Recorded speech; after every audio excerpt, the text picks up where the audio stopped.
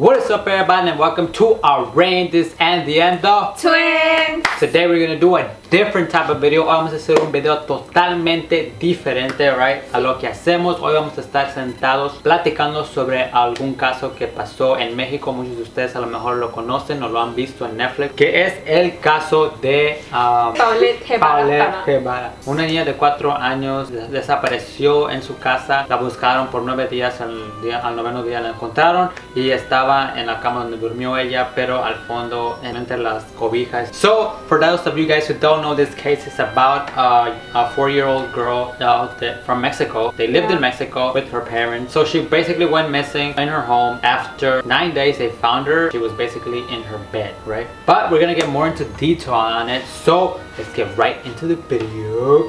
So vamos a empezar el video. Lo vamos a hacer en inglés, so perdón para aquellos que no hablan inglés, pero queremos hacer más videos como estos en español también, ¿verdad? Sí. So this happened in March of 2010, so a couple years back. The whole family was on a trip. They were not home. They got there on Sunday. The dad took the 2 little girls to Valle de Bravo, and the mom went alone to celebrate her friend's birthday to Cabo. So they were all gone. They got there Sunday. The mom gets there first. The mom gets there first before the dad and the kid. And so when she gets at the lobby, talks to the people that are down there, the lobby, like the security guards or whatever.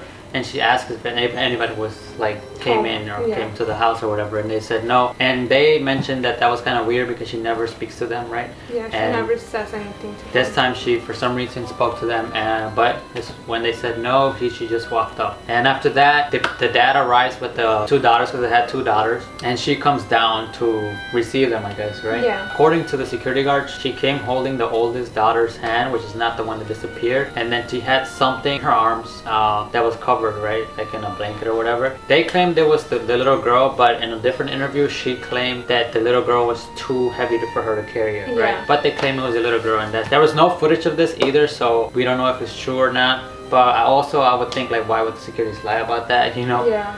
Unless they got paid, of course. We don't know, because there's way too many conspiracies here with this whole case, right? But that's the story that they said. So after when they walk up to the apartment, the routine was like everyday routine. The nannies put the girls to sleep and they fixed their uniforms so the next day they can get them ready to go to school. That night, that's how it ends. The last person that did see the little girl was her nanny. The next morning, the nanny wakes up, she goes to the little girl's room and she does not see her there. So she goes and checks the parents' room because she said that supposedly the little girl would sometimes sleep with them. She asks the mom if she has seen the little girl. The mom says no. Look for her, she might be somewhere around the house. The nanny's looking for her all over the house. She goes downstairs, sees that the dad is up already, so she asks the dad, has he seen the little girl, and he says no. While all this is happening, she mentions that the parents do not look worried at all. The mom didn't even help look for the little girl. The dad was looking for the little girl but did not seem worried at all. After a while of them looking for the little girl, the dad calls his sister, tells her that the little girl was missing, which to me was weird. Why would you call your sister instead of calling the police? But whatever. His sister and one of her friends calls the police. But I heard in one of the videos that there was phone called famous people too, because this was a rich family. They were living in a gated community and they had money. They were known. Also, supposedly there are claims that the parents did call the police, right? But there's also no records that they actually called the police. There's no police records of a phone call from the parents, but there's phone records of the sister calling the police and reporting the little girl missing. So that's kind of weird to me too. Like the nanny said, they didn't act worried or anything when she was missing. They didn't call the police immediately. I feel like if they would tell me oh, where's your daughter, I'm gonna get up and try to look for her and look everywhere I can look and call the police, of course, because you never know. Also,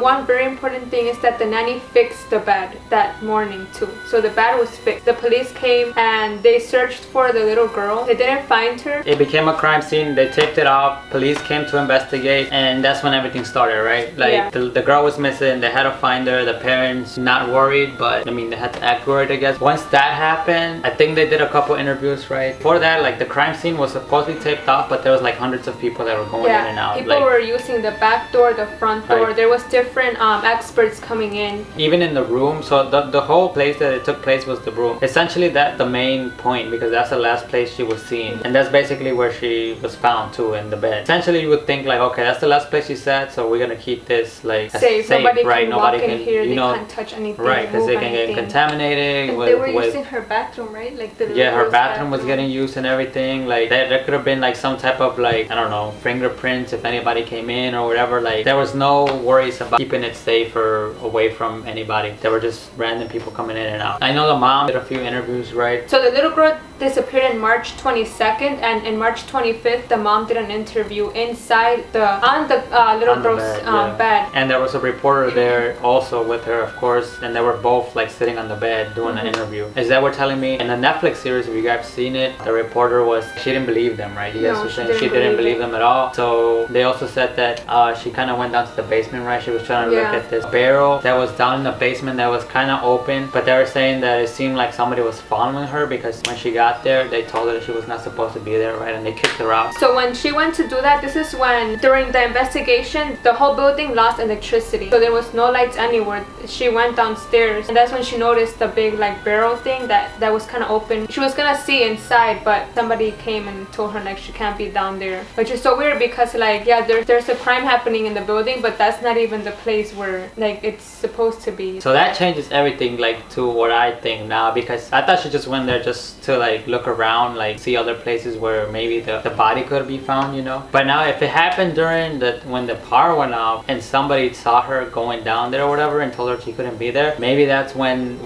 they went down there to retrieve the body from there and put it over there. Because there's so many conspiracies about how the body got there, and this is one of them that also could be one, because in that moment when it was dark, if whoever did it wanted to plant the body in the bed to make it seem like it was an accident, that was probably the perfect time to do it, or even they could have caused the power outage so they could do it. And that's when they found the reporter going down there too, and that's why they told her like, yo, can't be down here. So with that tells us, or that tells me, like there was more than one person involved with this, because one person couldn't just like go and turn the power off and then go get the body and put it in the bed. There had to be more than one person that made this look like it was an accident, when in reality, in my head it doesn't fit that it can be an accident, because how can a body be there for 9 days and nobody finds out? Like everybody was coming in and out, everybody, like people slept in the bed and like nobody saw or smelled any. Paulette's mom's friend, her name's Amanda, she slept there for 3 days in the bed.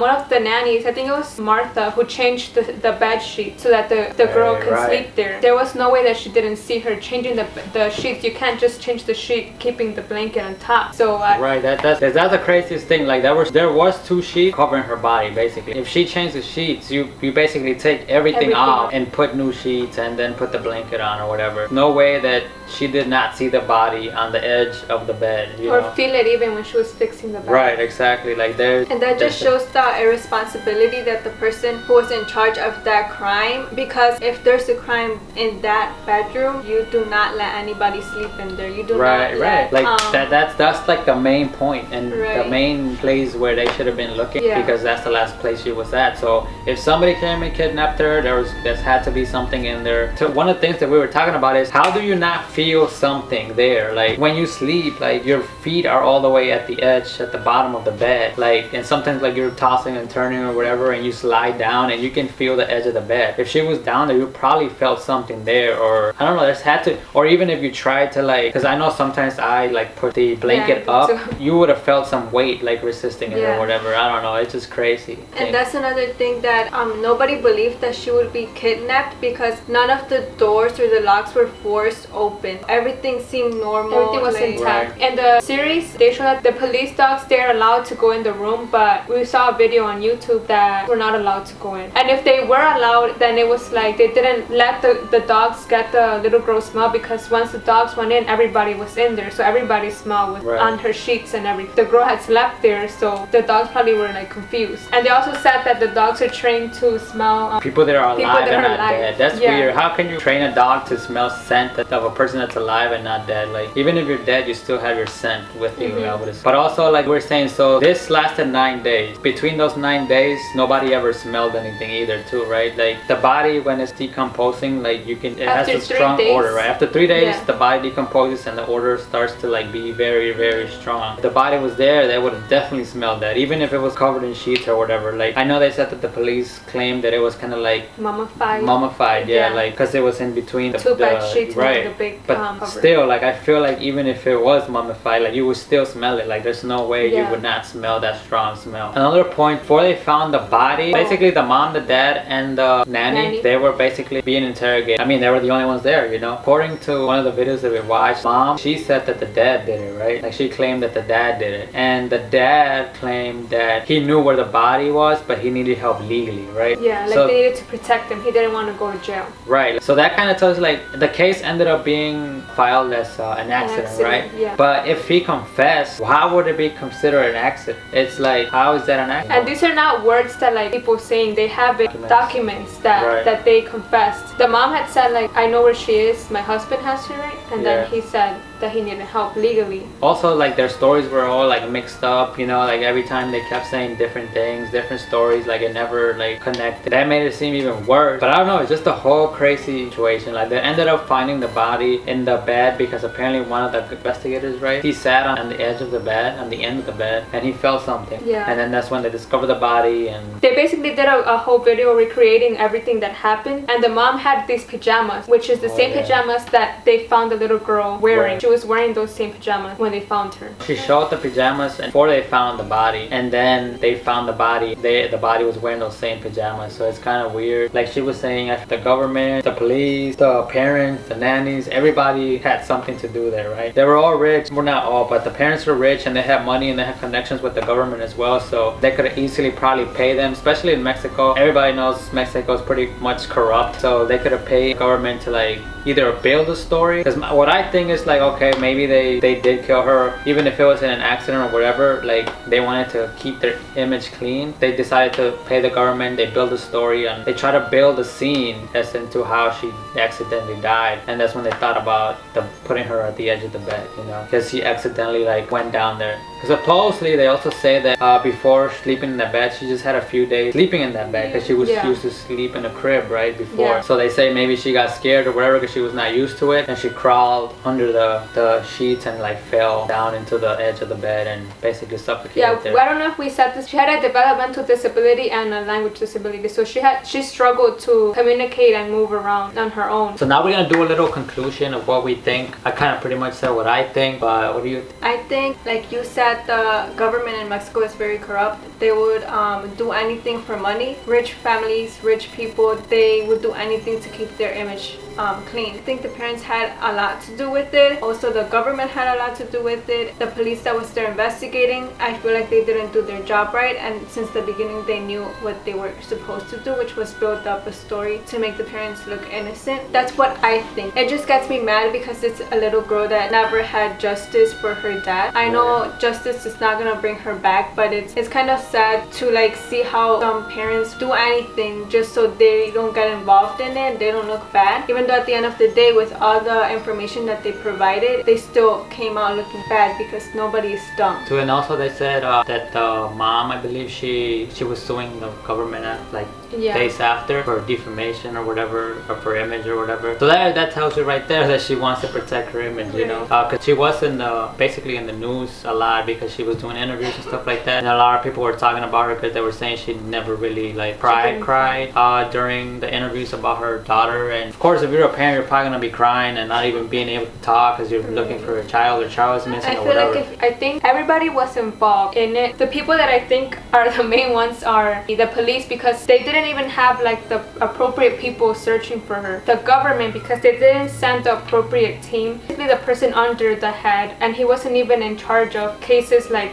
missing children or missing people in general. The mom had an alliance with one of the people from the government. I don't know what he was, but they had contact. They didn't keep the crime scene secure. I think it was the parent and the nannies because they covered up for it. So I think they're all responsible. So as you guys can see, we all agree that basically they all had to do something with it, you know. Everybody kind of linked together in one form or another, because for the body to be there for 9 days and nobody to see it in the main place where she was last seen, that's kind of crazy to me, you know. That experts, that's supposed to be experts, and people that's supposed to like, why would you not look in the bed, you know? The place where she was sleeping, you know? Also, when they found her body, the sheets and the cover, they had blood in it.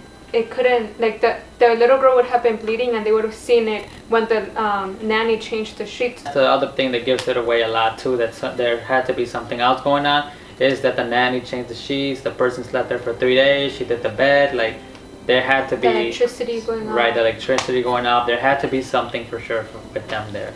But that's gonna be it for this little video. You guys can see our conclusion. Yeah, let us know who you think did it, what do you think happened, and we will probably never know. But it's it kind of makes you curious to think and want to know what happened, right? But that's gonna be it for the video today. Hope you guys enjoyed this video. Don't forget to give it a big like, share, subscribe if you're new, comment down below, follow us on Snapchat and Instagram and Twitter and TikTok, and we'll see you guys next time.